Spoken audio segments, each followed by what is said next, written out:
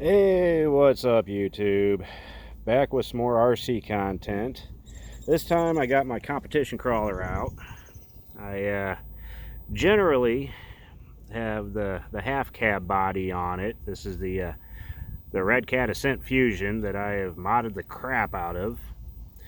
But for some reason I really dig the full body, so I went ahead and slapped this thing on here. And so basically what I got going on with this thing is I got a DSM carbon fiber chassis on her, the off-road Rock Warrior chassis. I've got the servo on axle conversion with the 1/10 servo mount, which was kind of a disappointment because I had to go to a standard Ascent diff cover in order to use that servo mount. I had to get rid of my Trial brass diff cover that I had up front, which I got a Reefs 555 servo on it, and I went ahead and used some double-sided tape to slap the 71 gram diff cover that I had on top of it. So I still got that weight up front, it's just not in the place where it's supposed to be, I guess. Then I also got the Desert Lizard shocks on her. I'm running a Furitek 4S Outrunner motor and the Python X ESC. I got Rock Pirates comp bumper on the front end of it, right up in here. And yeah, this thing's a lot of fun. I'm running the the Endura turbine wheels with brass rings in the front. Sorry about so much movement on the camera. I'm kind of standing on the side of a hill at the moment. But yeah, so I got the brass rings in the front and the aluminum ones in the rear, with some of the J Concepts megalithics for tires. And then I got the standard foams in the rear, and then I got a silicone Endura insert up front with a foam outer liner just to kind of fill out the tire, because those Endura silicone inserts are kind of narrow, so they leave a lot of dead space in them. But so far it seems to be working out pretty stinking good. Then I also got the brass D-links front steering linkages, and then I ended up getting some SEX 10.2 suspension links with some Traxxas ball ends to lengthen it just a little bit. I think it pushed the wheelbase out to about 12.7 from 12.3. So she does pretty stinking good. She's pretty capable. Then I got a cheap Fly Sky remote that I'm using with it.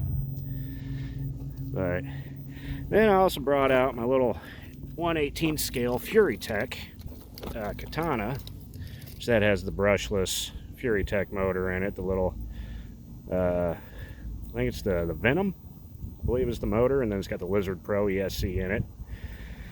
And I've done quite a bit to this guy too. Got the RC all-wheel drive lower links on it, and I still have the factory suspension, or the factory shocks on it, which I'm probably going to be buying some new ones here before too long for it. But then I also got Power Hobby outer and inner brass portal covers and brass diff covers front and rear. Then the Endura 1.3 wheels with brass rings in the front.